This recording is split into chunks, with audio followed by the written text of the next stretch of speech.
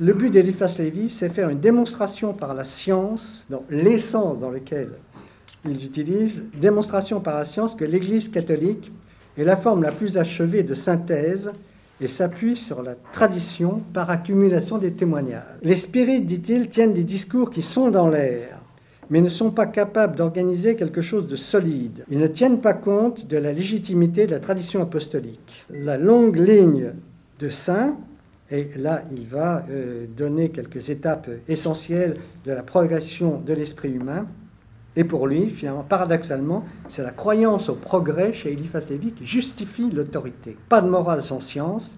La science est l'instrument du progrès. Elle postule une hiérarchie de la religion que seule l'Église catholique peut offrir. Et il termine en disant, s'appuyant sur Joseph de Maistre, en disant « Vive la faillibilité pontificale », ce qui est dans la bouche d'Eliphas Lévi est quand même un comble.